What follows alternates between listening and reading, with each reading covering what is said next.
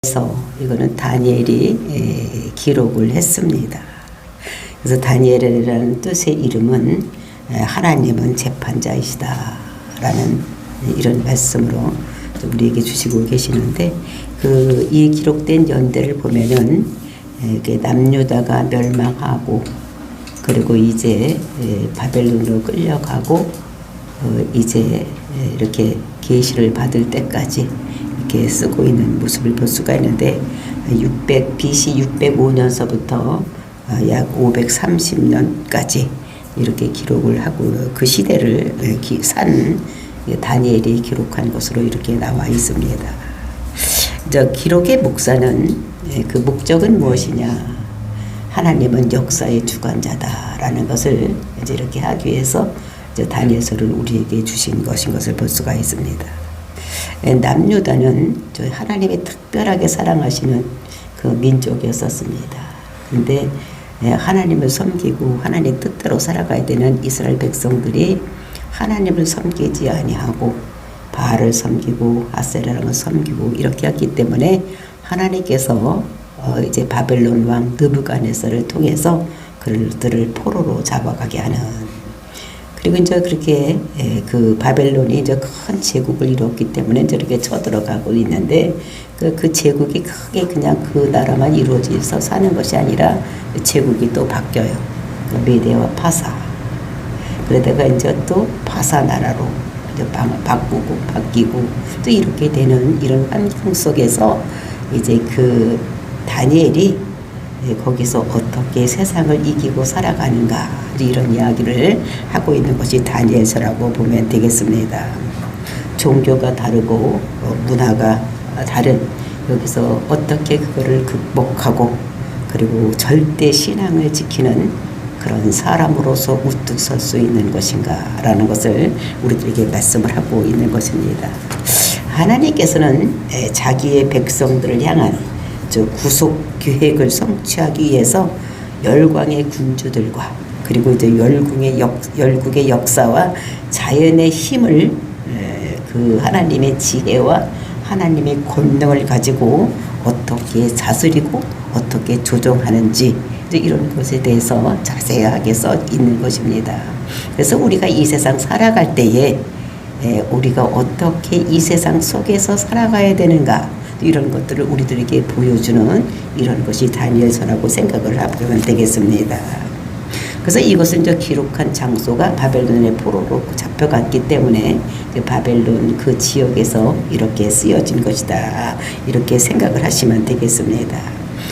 그래서 이제 이것을 보면 다니엘서가 전체적으로 약 한 12장에 걸쳐서 이렇게 쓰여져 있습니다. 그래서 이것을 크게 두 부분으로 나눌 수가 있는데, 첫 번째 1장서부터 6장까지 거기에는 어떻게 써지느냐, 대제국, 바벨론, 메데파사, 바사 나라, 이런 나라들이 어떻게 세워지고 어떻게 망하는가, 그러니까 흥망성쇠를 이렇게 기록을 하고 있고, 여기에서 그 여호와 하나님을 섬기는 그 다니엘의 신앙생활이 어떻게 이루어지고 있는지, 또 이런 것들을 이렇게 말씀하고 있고, 또 하나님께서 그때에 그 다니엘에게 직접 개입을 하셔서 궁극적으로 승리하게 하는 이런 것들을 이렇게 다루고 있는 것이 다니엘서라고 이렇게 보면 되겠습니다. 그때 이제 황실 속에 들어가서 그 황실 속에서 어떻게 그가 거기에 영향력을 주고 그것을 어떻게 극복하고 살아갈 수 있는지, 이런 것들을 우리들에게 말씀을 하고 있는 것을 볼 수가 있습니다. 그래서 이것을 보면서 다니엘과 거기에 이제 같이 갔던 세 친구들, 이제 그런 사람들의 그 일상생활을 통해서 하나님께서 어떻게 역사하시고 그 굳은 신앙생활들, 이런 것들을 통해서 그 신앙생활을 하면서 겪고 있는 고난과 고통, 이런 것들을 이제 일상생활을 일화로 통해서 우리가 잘 알고 있는 이런 내용들이 여기에 기록이 되고 있습니다. 그래서 이제 우리가 교회를 다닌 사람이라면 그 일화들은 거의 다 알고 있는, 사람들이 많이 알고 있는 이런 일화들이 기록되고 있는 것을 볼 수가 있습니다. 그래서 이제 마지막으로 그 연대를 이렇게 요약을 하고, 그래서 1장서부터 6장까지 기록이 되어 있고, 그다음에 7장서부터 12장까지는 다니엘이 받은 그 예언, 그러니까 앞으로 이렇게 될 것이라는 그 예언을 중심으로 해서 이렇게 말하고 있어요. 그러니까 다니엘 그 시대서부터 시작을 해서 종말까지, 즉 메시아가 이 땅에 도래할 때까지 어떻게 될 것인가를, 그러니까 전 역사의 그 전개 과정을 그 대제국의 멸망 사를 통해서 중심으로 해서 보여주고 있는 그런 예언서다, 이렇게 생각을 하시면 되겠습니다. 그래서 연대기 순으로 이렇게 되어 있는 것이 다니엘서다. 그러니까 크게 두 부분으로 나눠져 있어서 1장과 6장까지는 그 다니엘과 그 세 친구들의 그 신앙을 통해서 거기에 있는 일화들을 소개를 하고 있고, 그리고 저 마지막에는 그 다니엘이 받은 묵시에 대해서 이렇게 얘기를 시대적인 순서로 메시아가 올 때까지 어떤 일이 이루어질 것인가를 이렇게 기록을 하고 있는데, 우리가 이제 어제까지는 요한계시록을 봤습니다. 근데 요한계시록은 어떻게 했습니까? 열어서 보여줘라. 그래서 열어라. 그러니까 인봉하지 말아라. 하는데 이제 묵시록 여기에서는 다니엘서는 어떻게 했습니까? 이것을 인봉해 두어라. 그러니까 마지막 때까지를 인봉해 두어라 그랬습니다. 그래서 마지막 때가 되니까 이제 이것을 풀어서 우리가 보아야지 되는 이런 것입니다. 그래서 우리가 이제 이 대주제가 뭐냐? 다니엘의 대주제는 두 가지야. 뭐냐? 세상 속의 그리스도인은 어떻게 살아야 되는 것인가? 그렇죠? 세상 속에 가서 우리는 어떻게 살아야 될까? 그런 얘기를 하는 거예요. 그러니까 그리스도인들이 세상에 가서 어떻게 살아야 되니까, 그때 이스라엘은 그러니까 전체 그 국가가 뭐냐면 교회라고 생각을 하면 됩니다.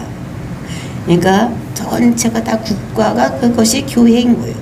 그러니까 그 나라에 있으면 하나님을 섬긴다고 힘들고 어려운 일도 당하지 않습니다. 그리고 차라리 그것이 안 지킬 때에 주일 성소 안 하면 죽는 거예요. 그날 못한 일을 하면, 나무하러 가면 죽지 않습니까? 그리고 뭐 11조 하는 거 뭐 당연한 이야기고, 뭐 다 모든 것이, 왜냐면 그 전체 국가가 전체가 교회이니까 교회에서 이루어지는 일을 모두 따라서 한다고 누가 핍박할 사람도 없고 누가 꼼잡을 사람도 없는 것입니다. 근데 이 그리스도인들이 밖에 나가서 이제 이방 땅에 가니까 힘들고 어려운 일이 생기는 것입니다. 이런 것들을 중심으로도 다루고 있다는 것입니다.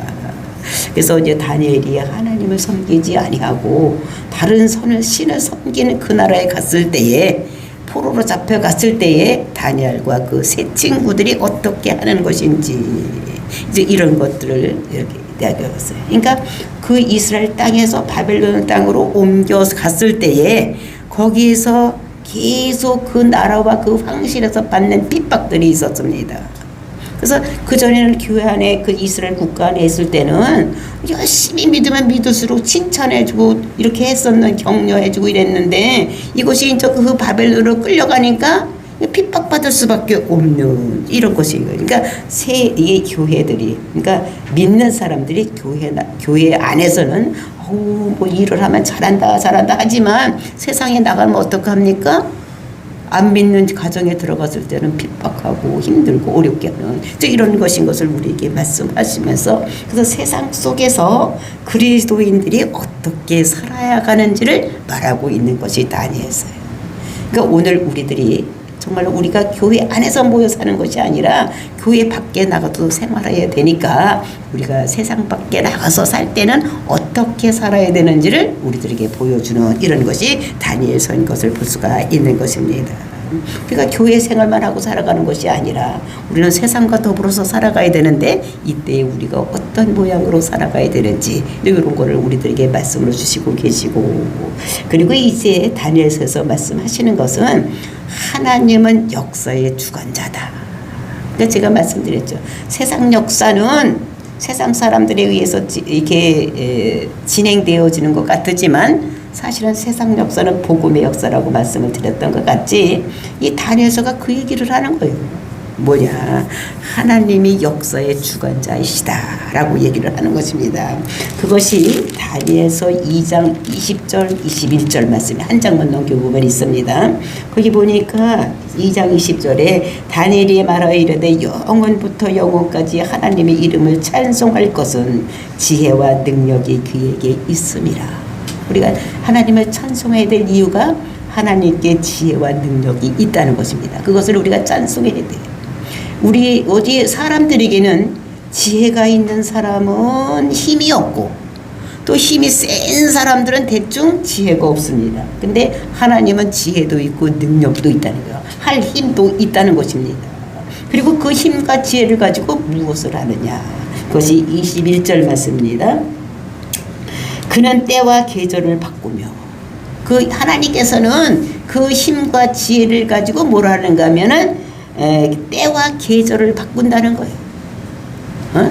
계절, 봄, 여름, 가을도 바꾸기도 하고, 또 때, 슬플 때, 기쁠 때, 좋을 때, 나쁠 때, 심을 때, 거둘 때. 우리가 전도서에 보면은 그 얘기가 있죠. 그 13가지 이야기, 때에 대한 이야기를 하고 있는데, 사람이 날 때가 있으면 죽을 때가 있고, 좋을 때가 있으면 나쁠 때가 있고, 심을 때가 있으면 뽑을 때가 있고, 뭐 이런 것들을 쭉 그 때를 했는데, 그 때가 나에 의해서 이루어지는 것이 아니라, 사람에 의해서 이루어지는 것이 아니라, 그 모든 것이 다 누구에서 의해 이루어지느냐? 그러나 하나님께서 주관해서 이루어진다는 것입니다.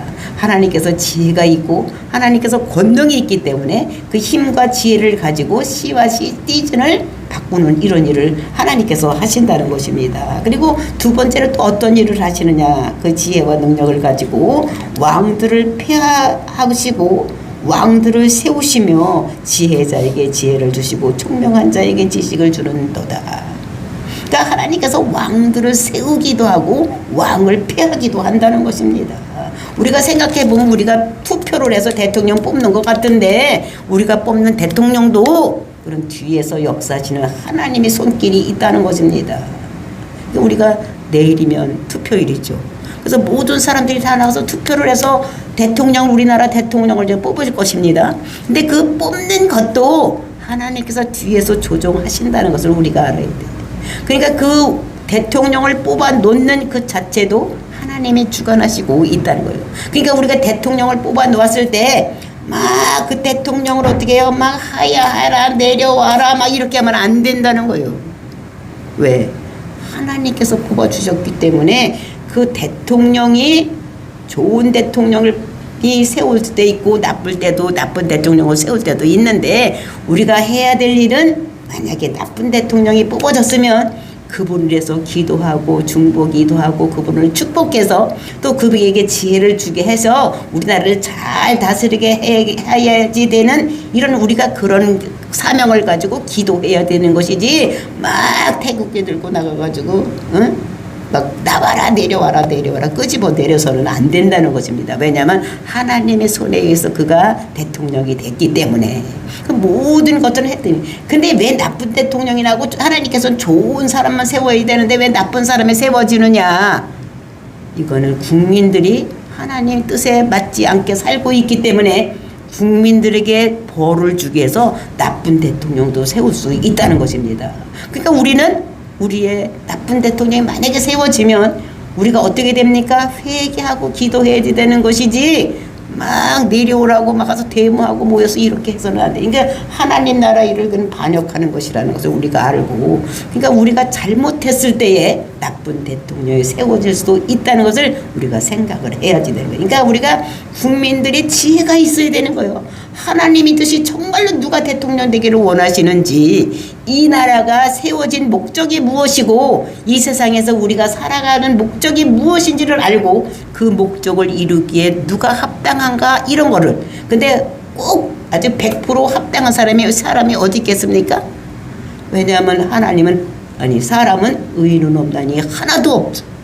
그러니까 뭔가가 부족한 것이 있으니까 우리는 그분으로부터 완전하게 나라를 다스릴 것 생각하지 말고, 우리나라 건국 이념이 무엇인지, 또 모든 사람을 위해서 일하고 계신지, 이런 걸 생각을 하고, 또 그런 저분이 뽑아 놓으면 그런 일을 하겠다고 우리가 어떻게 해요?